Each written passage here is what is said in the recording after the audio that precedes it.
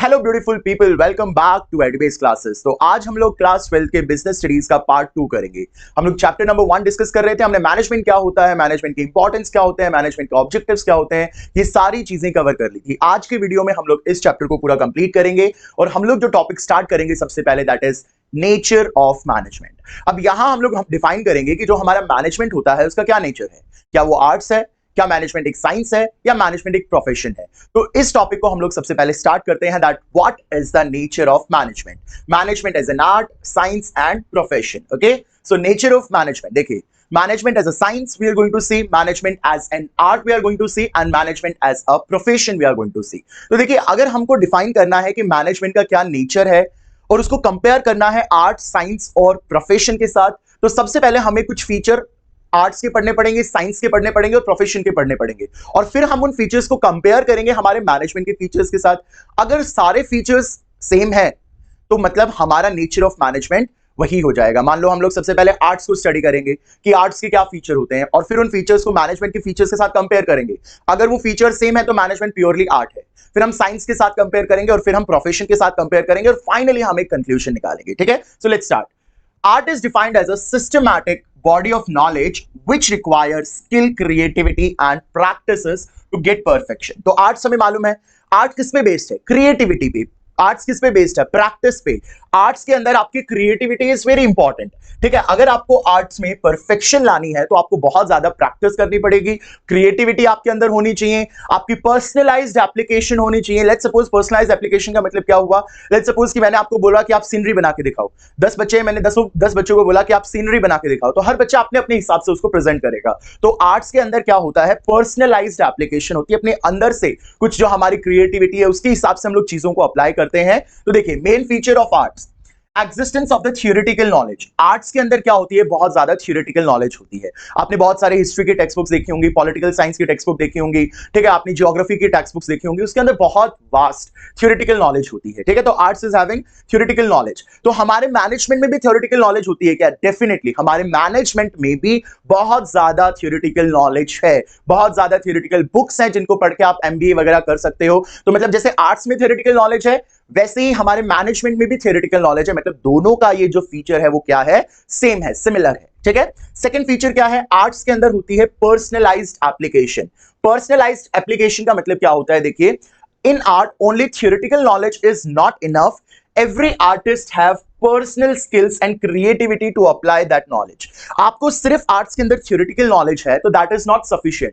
आपको उस theoretical knowledge को अपनी क्रिएटिविटी के हिसाब से अप्लाई करना होता है। जो आपके अंदर क्रिएटिविटी स्किल्स होती हैं उसके हिसाब से आपको उस थियोरेटिकल नॉलेज को एग्जीक्यूट करना होता है। ठीक है, in management also all managers learn same management theories. अब सारे जो मैनेजर्स हैं वो सेम थ्योरीज पढ़ते हैं, सेम प्रिंसिपल्स पढ़ते हैं, सेम टेक्निक्स पढ़ते हैं, बट उनका जो एप्लीकेशन है वो हर मैनेजर अपने अपने हिसाब से करता है। ठीक है, देखिए, but they apply their personal skills and creativity under different situations. ठीक है, समझ में आ गया? हर मैनेजर क्या हर सिचुएशन पे एक तरीके से एक्ट करेगा? Obviously not. हर मैनेजर अपने अपने हिसाब से सिचुएशंस पे एक्ट करेगा। तो जैसे आर्ट्स के अंदर पर्सनलाइज्ड एप्लीकेशन है, वैसे ही हमारे मैनेजमेंट के अंदर भी मैनेजर्स अलग अलग सिचुएशंस पे अलग अलग तरीके से रिएक्ट कर सकते हैं। तो मतलब हमारे मैनेजमेंट में भी पर्सनलाइज्ड एप्लीकेशन है। तो ये वाला फीचर भी मैनेजमेंट और आर्ट का बिल्कुल सेम है। तो पहला कौन सा सेम है? Theoretical knowledge. सेकंड कौन सा है? Personalised application. थर्ड देखिए, third is art is based on custom and creativity. Art require regular practices to become more fine and perfect. इसका क्या मतलब हुआ? आर्ट जो होता है, आर्ट किस पे बेस्ड होता है? रेगुलर प्रैक्टिसेस पे। और जब आप रेगुलर प्रैक्टिस करोगे तो आप आर्ट के अंदर ज्यादा परफेक्ट बनोगे। ठीक है, तो अगर आपको आर्ट्स के अंदर परफेक्शन चाहिए तो आपको बहुत ज्यादा प्रैक्टिस करनी पड़ेगी, बहुत ज्यादा आपको क्रिएटिव होना पड़ेगा। ऐसे ही जो मैनेजर्स होते हैं उनको भी अगर अपनी मैनेजरियल स्किल्स को इंप्रूव करना है, अपनी एफिशिएंसी को इंप्रूव करना है, तो उनको भी बहुत ज्यादा क्रिएटिव होना पड़ेगा। तो मतलब जैसे आर्ट बेस्ड है क्रिएटिविटी पे, वैसे हमारी मैनेजमेंट भी किस पे बेस्ड है? क्रिएटिविटी पे। आर्टिस्ट जैसे बहुत ज्यादा क्रिएटिव होते हैं, वैसे हमारे मैनेजर्स भी बहुत ज्यादा क्रिएटिव होते हैं। तो इसका मतलब ये होता है कि आर्ट और मैनेजमेंट का ये फीचर भी सेम है। क्लियर है? तो यहां पे we can say all features of art are present in management, so management is an art of getting the things done by others. So since all the features of management and art are similar, so we can say that management is art. Clear है? तो कौन कौन से 3 feature है जल्दी से define करें. सबसे पहला फीचर क्या है दोनों का? थियोरेटिकल नॉलेज है, आर्ट्स के अंदर भी है, मैनेजमेंट के अंदर भी है. पर्सनलाइज्ड, अपना जो स्किल है उसको कैसे आप एग्जीक्यूट करते हो, पर्सनलाइज्ड एप्लीकेशन, ये भी दोनों में प्रेजेंट है. एंड फाइनली जो आर्ट है वो क्रिएटिविटी और कस्टम्स पे बेस्ड है. वैसे ही हमारा जो मैनेजमेंट भी है वो क्रिएटिविटी और कस्टम्स के ऊपर बेस्ड है. रेगुलर अगर मैनेजर प्रैक्टिसेस करते रहेंगे तो वो भी बहुत ज्यादा क्रिएटिव हो जाएंगे और उनकी भी डिसीजन मेकिंग बहुत ज्यादा एफिशिएंट होगी. So we can say all the features of art and management are same. Now let's discuss management as a science. Science is a systematic and organised body of knowledge. We all know science बहुत systematic body of knowledge है. सारी चीजें यहां logical हैं, ठीक है, कुछ भी ऐसे अंधविश्वास टाइप का नहीं है. Everything is well practical and well logical. Fact and events, सारे जो फैक्ट एंड इवेंट है वो लॉजिकल है, एक्सपेरिमेंट्स के ऊपर बेस्ड है. It comprises of exact principle which can be verified and causes and effect relation can be established. मतलब science के जो भी प्रिंसिपल्स होंगे वो एग्जैक्ट आपके ट्रू होंगे और वो आपके जो प्रिंसिपल हैं वो लॉजिकल प्रिंसिपल्स होंगे जिनको आप वेरीफाई कर सकते हो, ठीक है, और जिसका कॉज एंड इफेक्ट मतलब इसकी वजह से वो हुआ. अगर आप कोई चीज ऊपर फेंकोगे तो वो नीचे आएगी, आपने चीज ऊपर फेंकी तो ग्रेविटेशनल फोर्स ने उस चीज को नीचे पुल डाउन किया अपनी तरफ. तो मतलब साइंस के जो प्रिंसिपल्स हैं वो कॉज एंड इफेक्ट के ऊपर बेस्ड होंगे, लॉजिकल होंगे. प्रिंसिपल्स जो बने होंगे वो एक्सपेरिमेंट्स पे बने होंगे और साइंस के अंदर जो भी प्रिंसिपल होगा वो एग्जैक्टली वेरीफाई किया जा सकता है. और आप एक चीज और देखेंगे, साइंस के जो प्रिंसिपल्स होंगे वो यूनिवर्सली सेम रहेंगे. हर जगह आप कहीं पे भी संसार के किसी भी कोने में आप चले जाएंगे तो साइंस के प्रिंसिपल्स जो रहने वाले हैं वो सेम रहने वाले हैं, ठीक है. अब देखते हैं मैनेजमेंट और साइंस को कंपेयर करते हैं. साइंस के अंदर सिस्टमैटिक बॉडी ऑफ नॉलेज है, तो ये तो हमने अभी स्टडी किया था कि हमारे मैनेजमेंट के अंदर भी सिस्टमैटिक बॉडी ऑफ नॉलेज है. तो जैसे साइंस के अंदर सिस्टमैटिक बॉडी ऑफ नॉलेज है वैसे हमारे मैनेजमेंट के अंदर भी बहुत ज्यादा systematic and organised study materials हैं. तो मतलब ये वाला जो फीचर है ये दोनों का सेम है, ठीक है. First feature that is systematic body of knowledge is same in management and it is same in the science also. तो मतलब ये दो फीचर हैं दोनों के सेम है. Second, principles are based on experimentation. Scientific principles are developed through repeated experiments and observation. Management principles are also based on observation and experiment, but management deals with human beings and human behavior cannot be predicted. देखिए तो मतलब क्या होता है, जो science के principles हैं वो साइंटिफिक चीजों से डील करते हैं. तो वो साइंटिफिक चीजें क्या रहती हैं, सेम रहने वाली है. वर्ल्ड के किसी भी कोने में आप चले जाएंगे तो साइंस के प्रिंसिपल सेम रहने वाले हैं. साइंस के प्रिंसिपल जो डिराइव हुए वो एक्सपेरिमेंट्स पे हुए हैं. अब न्यूटन ने पहले कोई एक्सपेरिमेंट किया होगा या एडिसन ने कोई एक्सपेरिमेंट किया होगा, जब भी उन्होंने वो जो चीजें हैं जो भी उन्होंने ड्रॉन आउट किए हैं, जो भी उन्होंने इन्वेंशंस किए हैं वो किए होंगे. तो मतलब साइंस के जो प्रिंसिपल्स होते हैं वो एक्सपेरिमेंट के ऊपर बेस्ड होते हैं. होता तो मैनेजमेंट में भी यही है, मैनेजमेंट के भी जो प्रिंसिपल्स होते हैं वो एक्सपेरिमेंट्स के ऊपर बेस्ड होते हैं, बट दोनों में थोड़ा सा डिफरेंस है. साइंस के जो प्रिंसिपल है वो चीजों के साथ, नेचुरल चीजों के साथ डील करते हैं या साइंटिफिक चीजों के साथ डील करते हैं, बट जो हमारे मैनेजमेंट के प्रिंसिपल्स है ये ह्यूमन बिहेवियर के साथ डील करते हैं. और ह्यूमन बिहेवियर आप सब जानते हैं इट्स वेरी फ्लेक्सिबल, बहुत डायनामिक है, चेंज होता रहता है, आपके मूड स्विंग्स आते रहते हैं, कभी आप गुस्से में हो जाते हो, कभी कुछ हो जाता है. मतलब human behaviour is totally very flexible. तो ये थोड़ा सा जो दोनों के अंदर एक हल्का सा पार्शियलिटी है कि साइंस के जो प्रिंसिपल्स हैं वो तो सेम रहने वाले हैं, लेकिन ह्यूमन के जो मैनेजमेंट के प्रिंसिपल हैं क्योंकि वो ह्यूमन बिहेवियर के साथ डील करते हैं तो ह्यूमन बिहेवियर कई बार चेंज होते रहते हैं, मूड स्विंग्स आते रहते हैं. तो ये वाला जो चीज है वो दोनों में थोड़ा सा डिफरेंस है. तो we can say so this feature of science is partially present in the management. पूरे तरीके से ये वाला जो सेकंड फीचर है प्रेजेंट नहीं है, but partially it is present in the management, ठीक है. Then universal validity. अब साइंस का कोई भी प्रिंसिपल आप देखिए, कोई भी प्रिंसिपल लीजिए, आप प्रिंसिपल ऑफ बियॉन्से लीजिए, प्रिंसिपल ऑफ ग्रेविटेशन लीजिए, न्यूटन्स लॉ लीजिए, आप कोई भी प्रिंसिपल लीजिए, ठीक है. साइंस के जो प्रिंसिपल्स हैं वो यूनिवर्सली सेम रहेंगे, यूनिवर्सल एप्लीकेबिलिटी है उनकी. यूनिवर्स में आप कहीं पे भी आप यूनिवर्सली एप्लीकेबिलिटी, आप अर्थ के किसी भी कोने में आप चले जाएंगे तो वो जो आपके प्रिंसिपल है वो सेम रहने वाले हैं, वो जो चीज है वो सेम रहने वाली है. बट मैनेजमेंट के केस में ऐसा नहीं है. मैनेजमेंट के जो प्रिंसिपल है वो यूनिवर्सल नहीं है, उनको आप सिचुएशंस के अकॉर्डिंग मॉडिफाई कर सकते हो. क्या मतलब हुआ, जैसे मैं आपको छोटा सा एग्जांपल देता हूं. मैनेजमेंट का एक प्रिंसिपल है जिसमें आपको बोला जाता है स्केलर चेन, जिसमें आपको क्या होता है, एक proper line of communication follow करनी होती है, लेकिन इमरजेंसी के टाइम पे आप उस लाइन ऑफ कम्युनिकेशन को ब्रेक भी कर सकते हो. तो मतलब साइंस के प्रिंसिपल्स क्या होते हैं, they are universally same everywhere, any कोने ऑफ अर्थ कहीं पे भी आप चले जाएं they will remain same. But management is not like that. Management के जो प्रिंसिपल्स हैं वो यूनिवर्सली एप्लीकेबल नहीं होते हैं, वो सिचुएशनल होते हैं. सिचुएशंस के हिसाब से आप उनको अपने हिसाब से, सिचुएशंस की जो डिमांड हो रही है उसके हिसाब से मॉडिफाई कर सकते हैं, चेंज कर सकते हैं. तो मतलब all the features of science is not present in the management. So management cannot be considered pure or exact science, but it is an inexact science. Word याद रखेंगे, this is an management is in exact science और social science. ठीक है, तो हमने देखा सारे principles जो फीचर्स हैं वो साइंस और मैनेजमेंट के सेम नहीं है, इसीलिए मैनेजमेंट प्योरली अभी साइंस नहीं है, इन एग्जैक्ट साइंस है। Then management as a profession, profession का मतलब क्या है? Profession can be defined as an occupation that requires specialised knowledge and training in which entry is restricted. देखिए, if you want to be CA you have to get the membership of ICAI because CA is a professional work, okay? तो जब भी आप professional वाला काम करते हैं, profession करते हैं, तो प्रोफेशन बेसिकली एक ऑक्यूपेशन होती है जहां पे आपके पास एक स्पेशलाइज्ड नॉलेज होती है उस फील्ड में, और वहां पे अगर आपको एंट्री करनी है तो आपका कोई प्रोफेशनल एसोसिएशन होगा, उस एसोसिएशन से आपको परमिशन लेनी पड़ेगी। जैसे आप bar council of India lawyers के लिए है, ठीक है, ICMI डॉक्टर्स के लिए है, इंडियन कंपनी सेक्रेटरी ऑर्गेनाइजेशन इस कंपनी सेक्रेटरी के लिए है, ICAI ये हमारा सीए के लिए है। तो एक प्रोफेशनल एसोसिएशन होती है, उस प्रोफेशनल एसोसिएशन की अप्रूवल के बाद ही आप उस प्रोफेशन को कैरी आउट कर सकते हैं, मतलब आपको वहां पे मेंबरशिप दी जाती है। ठीक है, तो लेट्स सी कि ऐसा कुछ मैनेजमेंट में भी है क्या। Profession is well defined body of knowledge, तो आप किसी भी प्रोफेशन में चले जाइए, वहां पे well defined body of knowledge होती है, बहुत ज्यादा स्टडी मटेरियल्स होते हैं, बहुत ज्यादा थ्योरेटिकल नॉलेज होती है, आपको बहुत पढ़ाई करनी पड़ती है उस प्रोफेशन को कैरी आउट करने के लिए। तो ये वाला जो फैक्टर है ये हमारे मैनेजमेंट में भी प्रेजेंट है, हमारे मैनेजमेंट को भी आप well defined body of knowledge बोल सकते हैं। ठीक है, तो ये जो फीचर है प्रोफेशन और मैनेजमेंट दोनों का सेम है। ठीक है, restricted entry, the entry to a profession is restricted through an examination और डिग्री। अगर आपको सीए बनना है तो पहले एग्जाम दो और फिर आपको डिग्री मिलेगी। आपको सीएस बनना है, कंपनी सेक्रेटरी बनना है, तो आपको पहले एग्जाम देना पड़ेगा, डिग्री मिलेगी। तो मतलब यहां पे जो एंट्री है वो रेस्ट्रिक्टेड है, कुछ आपके आगे हर्डल है, वो एग्जाम, वो डिग्री, वो आप जब लेंगे जब भी जाके आप उस वो प्रोफेशन कैरी आउट कर पाएंगे और आप वो प्रोफेशनल कहलाएंगे। ठीक है, तो यहां पे रेस्ट्रिक्टेड एंट्री है। There is no restrictions on appointment of manager, anyone can become a management irrespective of the educational qualification. लेकिन मैनेजमेंट में ऐसा कुछ भी नहीं है, कोई रिस्ट्रिक्शंस नहीं है, कोई भी मैनेजर बन सकता है। अभी तक, एटलीस्ट अभी तक तो ऐसा कुछ भी नहीं है, आने वाले सालों में ऐसा हो सकता है, बट अभी तक तो आपको बीइंग अ मैनेजर, अगर आपके अंदर कुछ अच्छी स्किल्स हैं, आप अच्छे काम को मैनेज कर सकते हैं, तो you can be a manager. अभी तक ऐसी कोई रेस्ट्रिक्टेड एंट्री मैनेजमेंट में तो नहीं है। ठीक है, but now companies prefer to appoint manager only with MBA degree. बोल रहा हूं ना, मतलब चेंजेस आ रहे हैं धीरे धीरे। हो सकता है कि अभी जिसने एमबीए किया होगा उसको ही हम लोग मैनेजर बनाएंगे, तो अभी धीरे धीरे ये चीजें हो रही हैं। सो this feature of profession is not present in the management, very soon it will be included with statutory banking. लेकिन अभी तक ऐसा कुछ भी नहीं है, लेकिन अभी धीरे धीरे कोई लॉ वगैरह बन सकता है इसके ऊपर, और लॉ बनने के बाद, कोई कानून बनने के बाद, या कंपनीज के खुद के डिसीजंस लेने के बाद ऐसा हो सकता है कि हम लोग इन्हीं लोगों को एज अ मैनेजर अपॉइंट करेंगे। बट एज ऑफ नाउ आपके बुक्स में नहीं है। ठीक है, अभी तक आपको देखना है, आपकी जो एनसीईआरटीज वगैरह है उसमें ये बोला हुआ है कि अब तक आपको जरूरत नहीं है। तो अगर अभी आपको मैनेजर बनना है तो कोई रिस्ट्रिक्टेड नहीं, एंट्री नहीं है, आप जाके सीधा मैनेजर बन सकते हैं अगर आपके अंदर कुछ स्किल्स वगैरह हैं तो।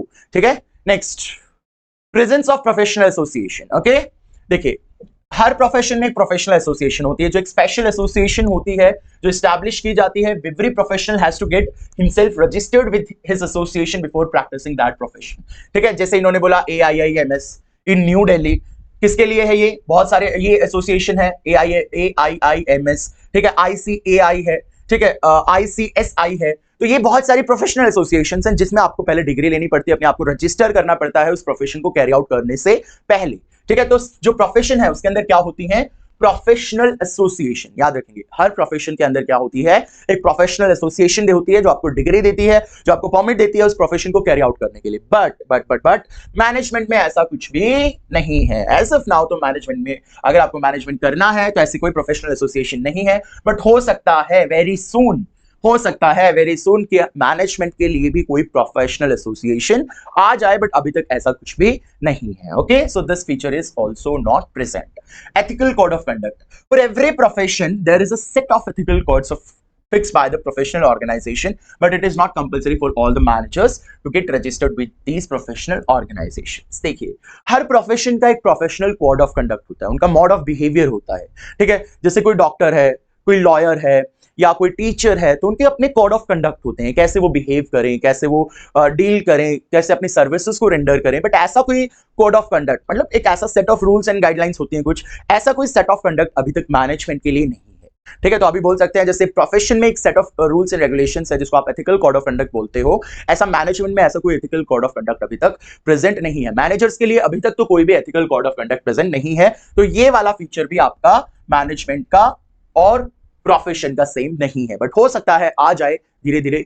ठीक है, जैसे जैसे टाइम चेंज होगा तो हो सकता है ये चीज आ जाए आगे। सर्विस मोटिव, जो प्रोफेशनल्स होते हैं उनका मोटिव क्या होता है? सर्विस। ठीक है, सर्विसेज रेंडर करना, वो सर्विसेज देते हैं बदले में फीस चार्ज करते हैं। जैसे आप डॉक्टर, लॉयर, टीचर, किसी का भी एग्जांपल ले सकते हैं। They are giving the services and in return they are getting the fees. आप उनको कभी भी ये नहीं बोलोगे कि वो प्रॉफिट कमा रहे हैं। एक सर्विस प्रोवाइडर हमेशा फीस लेता है, ठीक है।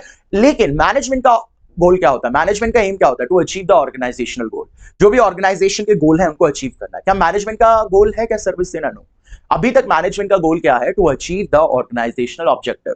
जो भी ऑर्गेनाइजेशन ने कोई ऑब्जेक्टिव डिफाइन किया है, डिसाइड किया है, उसको अचीव करना। तो मतलब ये वाला फीचर भी दोनों का सेम नहीं है।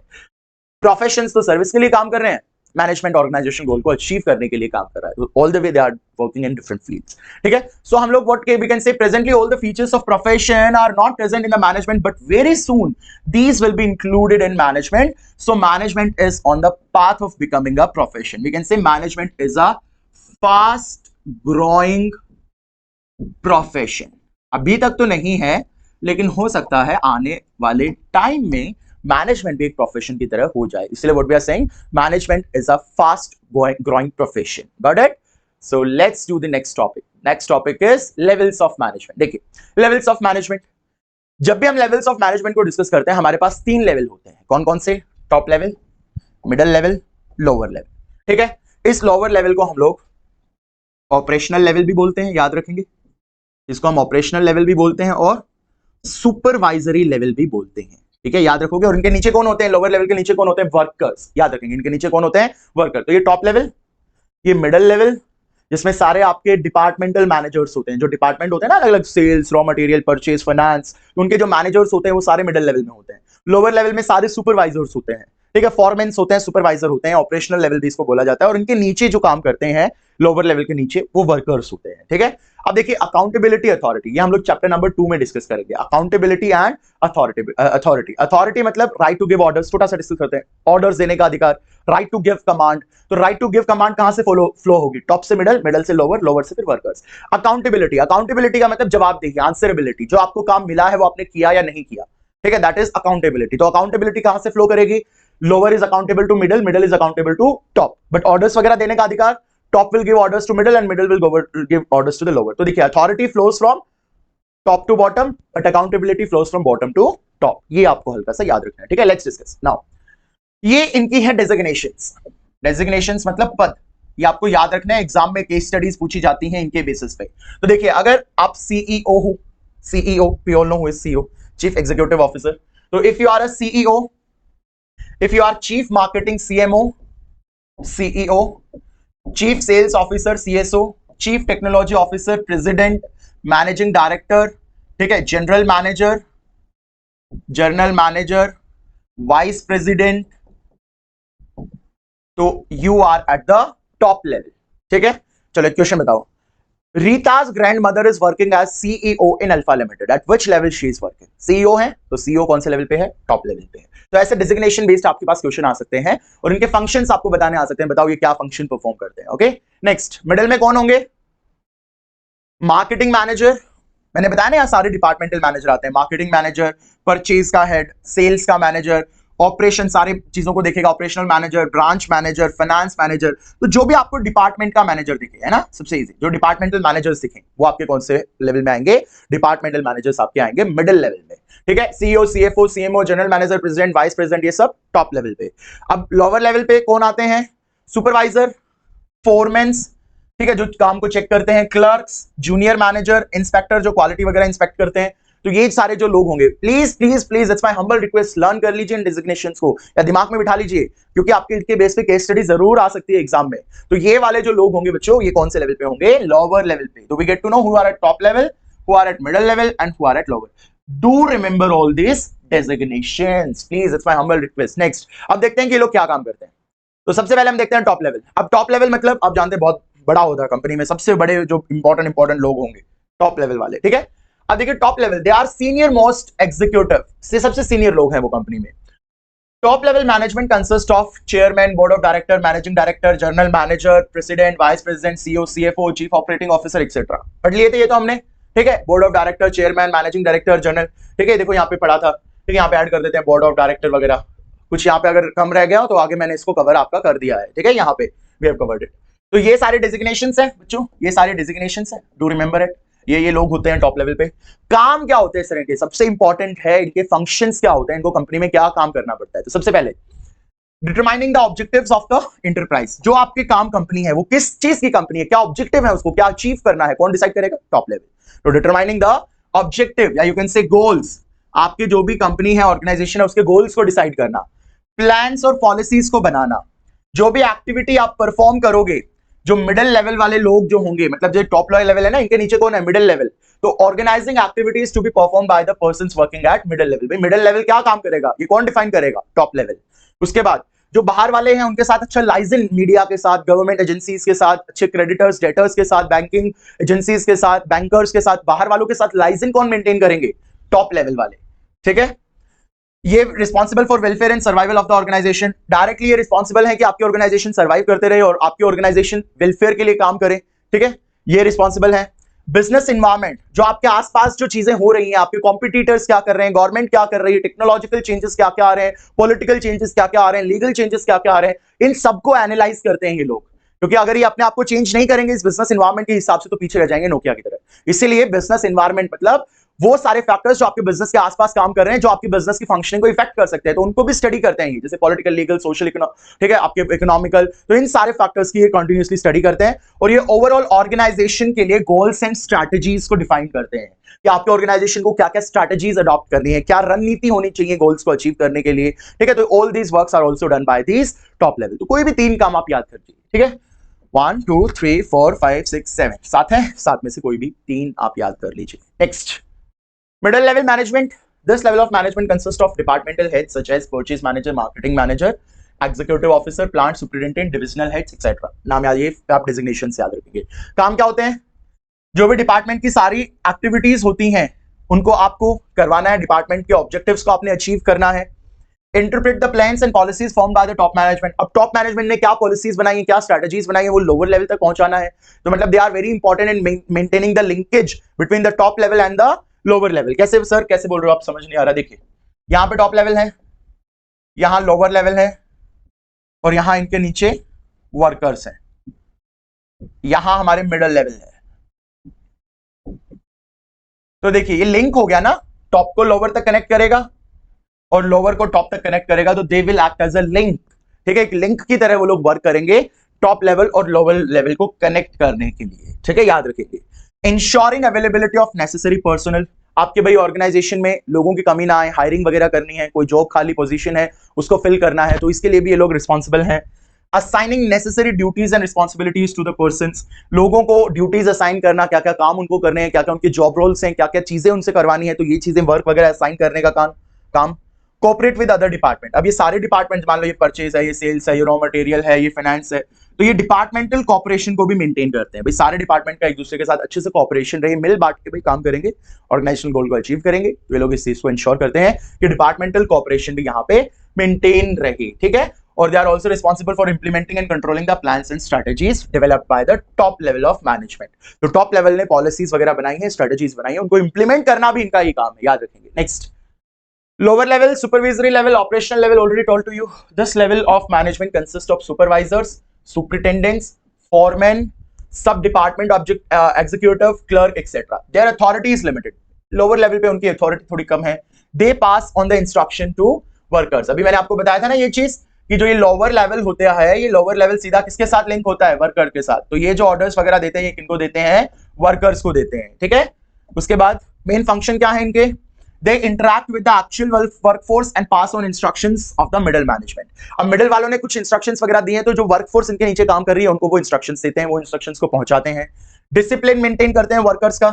क्वालिटी, ये देखिए सबसे इंपॉर्टेंट है। ये जब मैंने बीएससी का एग्जाम दिया था तो मेरे टाइम पे 3 नंबर में क्वेश्चन आया था, 3 या 4 में, कि क्वालिटी इंस्पेक्ट करना कौन से लेवल का काम है। तो याद रखेंगे, क्वालिटी को इंस्पेक्ट करना कौन से लेवल का काम है, लोअर लेवल का। ठीक है, क्वालिटी को इंश्योर करना, वेस्टेज कम हो, सेफ्टी स्टैंडर्ड्स जो है वो ऑर्गेनाइजेशन में फॉलो हो, ये मेक श्योर करते हैं कि क्वालिटी स्टैंडर्ड्स मेंटेन हो, वर्कर जो है वो अच्छी क्वालिटी के प्रोडक्ट सप्लाई करे, कम से कम वेस्टेज होनी चाहिए, ये भी ये लोग इंश्योर करते हैं कि कम से कम वेस्टेज हो, और जो भी मिडिल लेवल की इंस्ट्रक्शंस वगैरह है वो पास ऑन करते हैं वर्कफोर्स तक, और वर्कर्स की जो प्रॉब्लम ग्रीवेंसेस हैं उनको वो मिडिल लेवल तक पहुंचाते हैं। तो अगेन ये भी एक लिंक का काम कर रहे हैं। ठीक है, किसको किसको कनेक्ट कर रहे हैं, वर्कर्स को मिडिल लेवल के साथ। तो they are also working as a linkage. Got it. Now next is functions of management. जो अभी हम लोग करते हैं फंक्शंस ऑफ मैनेजमेंट। तो फंक्शंस ऑफ मैनेजमेंट का मतलब क्या है कि मैनेजमेंट को कौन कौन से काम करने पड़ते हैं, कौन कौन से फंक्शंस मैनेजमेंट को करने पड़ते हैं, ठीक है।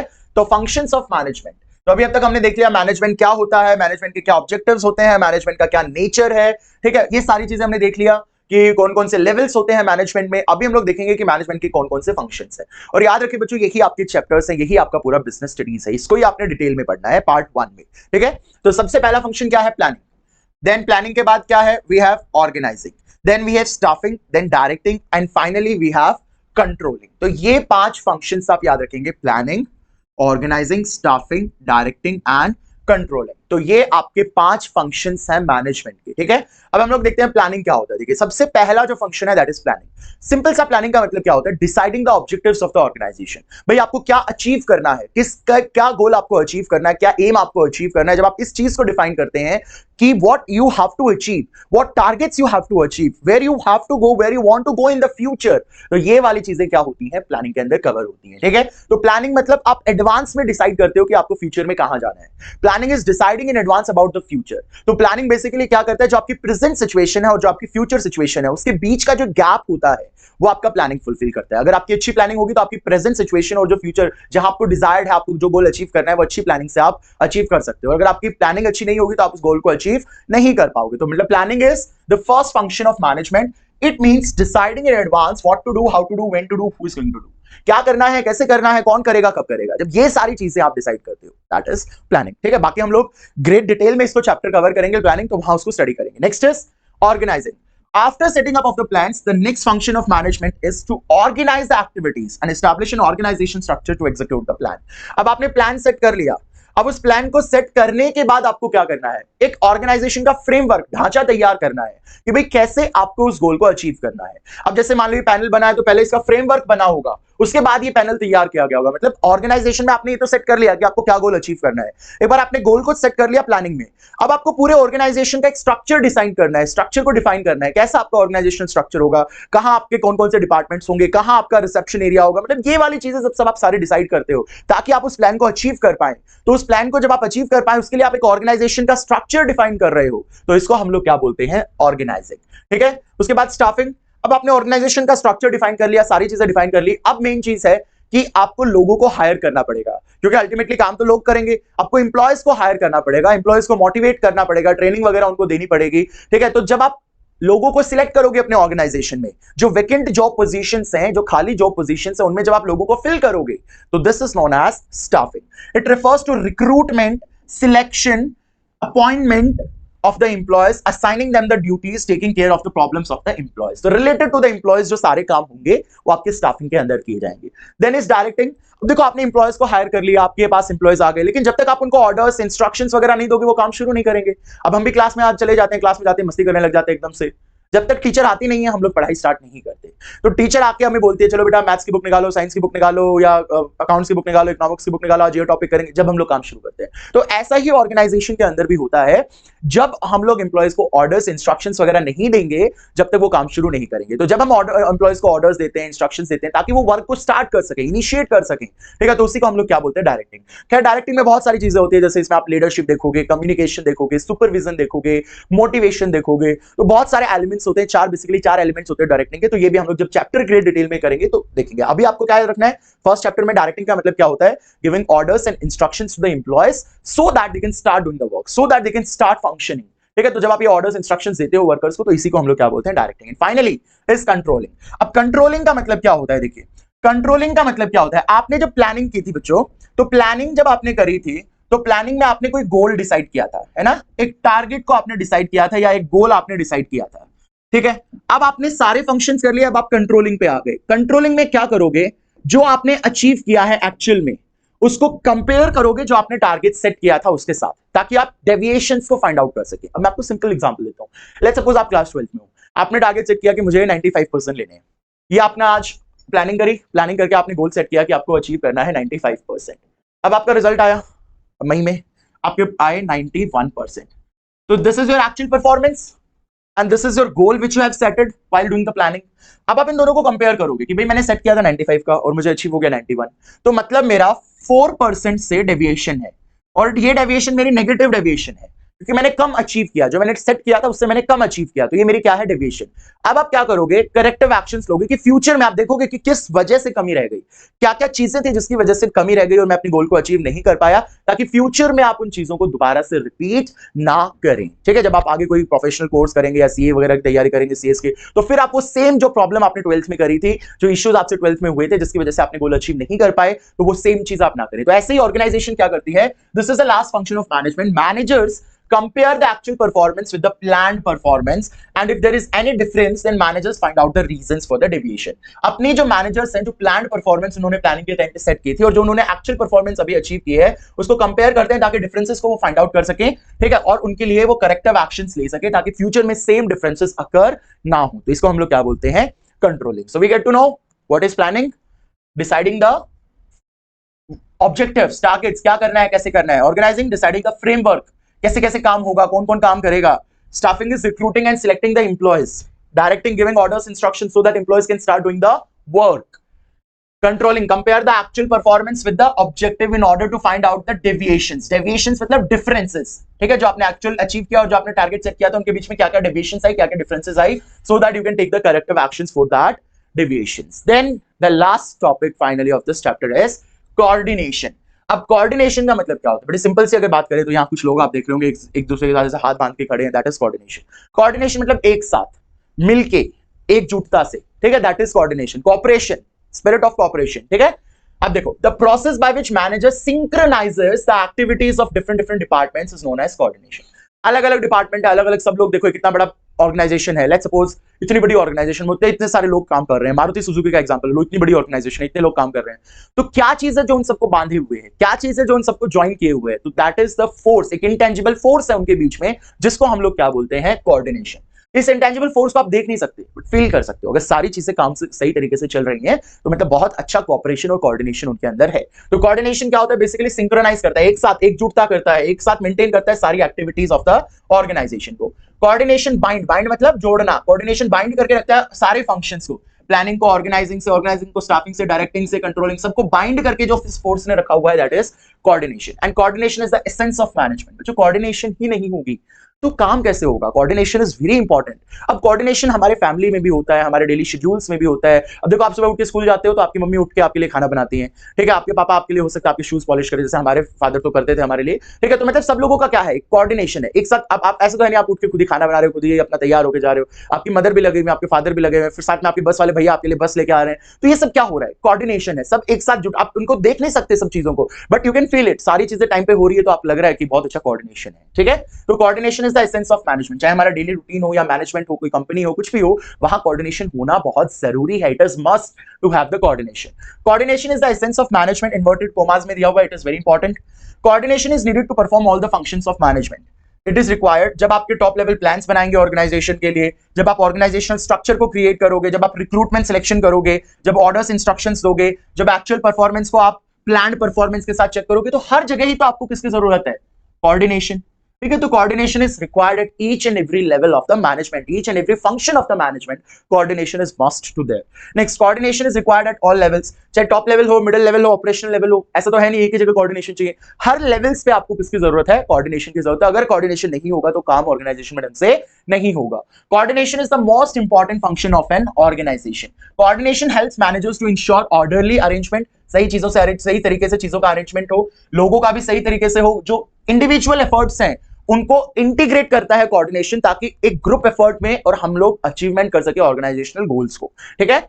उसके बाद any organization which fails to coordinate its activity cannot survive in long run। Short run में तो सर्वाइव कर सकते हो 1-2 महीने के लिए, लेकिन अगर आपके लोगों के बीच में कोऑर्डिनेशन नहीं है, आपके फंक्शंस के बीच में कोऑर्डिनेशन नहीं है, आपके लेवल्स के बीच में कोऑर्डिनेशन नहीं है, तो भैया आप ज्यादा लंबे समय तक टिक नहीं पाओगे। कोऑर्डिनेशन इज वेरी इंपॉर्टेंट, एकजुटता, कोऑपरेशन, एक दूसरे को समझें, that is very important.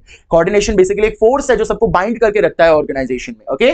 Now nature of coordination, coordination integrates group efforts, सारे जो इंडिविजुअल होंगे उन सबके एफर्ट्स को एक साथ करके क्या बनाता है, ग्रुप एफर्ट्स। तो कोऑर्डिनेशन क्या करता है, आपके देखो, the need for coordination arise only when individuals are working as different individuals come together from different background, different style of working, so there is need to unify their efforts to common direction. अलग अलग जगह से लोग आ रहे हैं, अलग अलग mindset के लोग आ रहे हैं, तो उन सबको एक साथ करके इस तरीके से डायरेक्ट करो कि आपके ऑर्गेनाइजेशन के गोल अचीव हो जाए। ठीक है, तो कोऑर्डिनेशन क्या करता है, ग्रुप एफर्ट्स को एक साथ करता है, इंटीग्रेट करता है।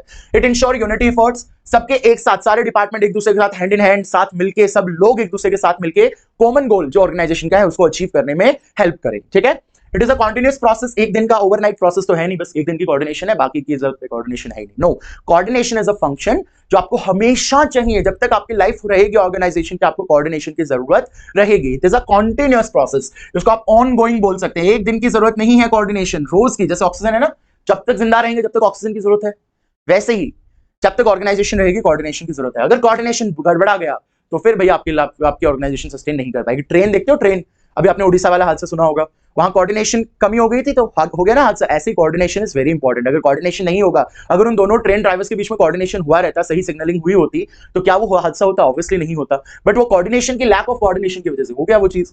परवेसिव फंक्शन, अब कोऑर्डिनेशन ऐसा तो है नहीं कि एक ही जगह चाहिए, सिर्फ आपके ऑर्गेनाइजेशन में चाहिए, आपके डेली रूटीन में आपको कोऑर्डिनेशन चाहिए। एक छोटी ऑर्गेनाइजेशन, बड़ी organization, middle level organization, service organization, manufacturing organization, किसी भी टाइप की ऑर्गेनाइजेशन हो, आपको कोऑर्डिनेशन की जरूरत है। ऑर्गेनाइजेशन क्या, हमारे डेली रूटीन में आपको कोऑर्डिनेशन की जरूरत चाहिए। अगर आपके किसी इंडिविजुअल का कोऑर्डिनेशन नहीं मेंटेन रहता है, ठीक है, तो फिर वो अपने गोल्स को अचीव नहीं कर पाता। तो कोऑर्डिनेशन ऐसी चीज है जो आपको क्या है, परवेसिव है, हर जगह आपको मिलेगी। ठीक है, you can find it everywhere, every kind of organization. Next is dynamic process. अब कोऑर्डिनेशन क्या होता है, डायनामिक होता है। ठीक है, मतलब सिचुएशन के हिसाब से होता है। कई बार देखो, अभी जैसे आपने अभी रिसेंटली एग्जांपल सुना होगा कि दिल्ली के एक coaching institute, IAS coaching institute में संस्कृति शायद था, उसमें आग लग गई थी। तो देखो नीचे लोग जो थे वो उन्होंने नेट वगैरह लगा लिए थे, वो सब मेंटेन, ताकि ऊपर से अगर बच्चे जंप करें तो उनकी सेफ्टी हो जाए। तो कोऑर्डिनेशन क्या होता है, सिचुएशनल होता है।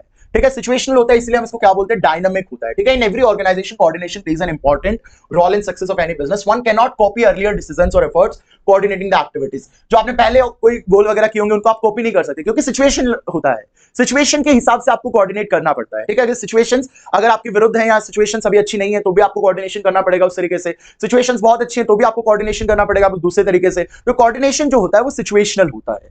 Responsibility of all managers, responsibility of all managers. तो नेक्स्ट पॉइंट क्या है, कोऑर्डिनेशन जो है वो हर मैनेजर की रिस्पॉन्सिबिलिटी है, चाहे वो किसी भी लेवल पे हो, टॉप लेवल पे हो, मिडिल लेवल पे हो, लोअर लेवल पे हो। तो you can see middle level पे हो या टॉप लेवल पे हो, कहीं पे भी हो, चाहे वो लोअर लेवल पे हो, हर जगह पे आपको कोऑर्डिनेशन की जरूरत पड़ेगी। तो coordination is the responsibility of all the managers. And finally it synchronises the effort, जो भी एफर्ट्स होंगे सबको एक साथ लेके आता है, ग्रुप एक्टिविटी क्रिएट करता है, इंटीग्रेट करता है सारे एफर्ट्स को, एकजुटता करता है सारे एफर्ट्स को। इसलिए बोलते हैं कि कोऑर्डिनेशन सिंक्रोनाइज करता है सारे एफर्ट्स को। तो बेसिकली फटाफट रिवाइज करिए, कोऑर्डिनेशन क्या है, एक इंटीग्रेट ग्रुप एफर्ट्स, इंश्योर, ये है नेचर ऑफ कोऑर्डिनेशन। ठीक है, ensure unity efforts, continuous process, pervasive है, डायनामिक है, रिस्पॉन्सिबिलिटी ऑफ ऑल लेवल है, और सारे एफर्ट्स को एक साथ लाता है, सिंक्रोनाइज करता है। Next is importance of coordination. Quickly, इससे आपकी ऑर्गेनाइजेशन की साइज ग्रो होगी। अगर आप अच्छे से कोऑर्डिनेटेड वे में सब वर्क करोगे, कोऑर्डिनेशन अच्छा रहेगा, तो आपके ऑर्गेनाइजेशन में अच्छे प्रॉफिट्स आएंगे, अच्छा ग्रो करोगे, सर्वाइव करोगे, और आपके ऑर्गेनाइजेशन अपने आप एक्सपैंड करेगा। अगर कोऑर्डिनेशन नहीं होगा तो सारी चीजें अपोजिट हो जाएंगी। तो कोऑर्डिनेशन की वजह से, अच्छे कोऑर्डिनेशन की वजह से आपकी ऑर्गेनाइजेशन की साइज क्या होती है, ग्रोथ होती है। ठीक है, नेचर में आप एक और पॉइंट ऐड कर लेना, कोऑर्डिनेशन इज इंटेंजिबल। कोऑर्डिनेशन कैसा है, इंटेंजिबल है, इसको आप देख नहीं सकते, छू नहीं सकते, लेकिन कोऑर्डिनेशन को फील किया जा सकता है। ठीक है, एक छोटा सा पॉइंट यहाँ पे ऐड करना था, मेरे को माइंड में आ गया। नेक्स्ट, तो हमने देखा इंपॉर्टेंस ऑफ कोऑर्डिनेशन में, growth in size, organisation grow होगा, आपको डिफरेंट डिफरेंट फंक्शंस में स्पेशलाइजेशन आएगी। ठीक है, functional differentiation, functions of an organisation are divided into different departments, sections और division. There are difference among these departments, coordination needed to minimise the differences among the departments. अलग अलग departments अलग अलग काम करते हैं भाई, सब, हर परचेज का अपना अलग काम है, सेल का अपना अलग काम है, रॉ मटेरियल डिपार्टमेंट का अपना अलग काम है, तो हर डिपार्टमेंट अलग अलग काम करते हैं। बट कोऑर्डिनेशन क्या करते हैं, सब डिपार्टमेंट्स को एक लेके आता है, एक तरीके, एक साथ जो एकजुटता करता है। तो मतलब इन डिपार्टमेंट के डिफरेंसेस को रिमूव करने में हेल्प करता है। तो फंक्शनल डिफरेंशिएशन आपको अचीव होती है। फंक्शंस में आप डिफरेंशिएटेड हो, लेकिन फिर भी कोऑर्डिनेशन आपको एक करके रखा हुआ है, एक फोर्स है जो आपको बाइंड करके रखता है। ठीक है, स्पेशलाइजेशन, उसकी कोऑर्डिनेशन की वजह से आपको बहुत ज्यादा स्पेशलाइजेशन, हाई डिग्री ऑफ आपको स्पेशलाइजेशन मिलेगी। एंड दीस स्पेशलिस्ट और experts feel that they are the only qualified person and they always take the right decision. So there is a need to coordinate the activities of all the specialist in a common direction and get the maximum. ठीक है, अब देखो, coordination की वजह से जब सारे काम आपके कोऑर्डिनेटेड होंगे, एक तरीके से काम सिंक्रोनाइज होंगे, बाइंडेड होंगे, तो आपको स्पेशलाइजेशन, आप बहुत माहिर होते जाओगे उन कामों में। ठीक है, तो कोऑर्डिनेशन की वजह से आपको स्पेशलाइजेशन होगी वर्क में। ठीक है, आप एक काम कर रहे हो, लगातार उस काम को करते जा रहे हो, तो आप उस काम में बहुत ज्यादा मास्टर हो जाओगे और आपके सारे जो एफर्ट्स है वो फाइनली कोऑर्डिनेशन की वजह से ग्रुप एफर्ट तो बन ही जाएंगे, सबके एक साथ एफर्ट्स जो है इंडिविजुअल एफर्ट्स को हम लोग इंटीग्रेट कर देंगे। तो मतलब इससे क्या होगा कि आपको बहुत ज्यादा स्पेशलाइजेशन आपके अंदर धीरे धीरे धीरे धीरे ग्रो हो जाएगी। ठीक है, तो कोऑर्डिनाइजेशन की इंपॉर्टेंस बोलिए, फर्स्ट साइज ग्रो होगा, फंक्शनल डिफरेंशिएशन होगा, डिपार्टमेंट्स को एक साथ लाएगा और हमें कामों में भी स्पेशलाइजेशन मिलेगा, वर्क स्पेशलाइजेशन भी हमें मिलेगी। सो आई होप कि आपको ये सारा चैप्टर क्लियर हुआ होगा। तो बाकी नेक्स्ट चैप्टर हम लोग करेंगे अपना प्रिंसिपल्स ऑफ मैनेजमेंट। तो जब तक आप इस चैप्टर को पढ़ लीजिए, इसके पास के क्वेश्चंस के स्टडीज को प्रैक्टिस कर लीजिए। Thank you students.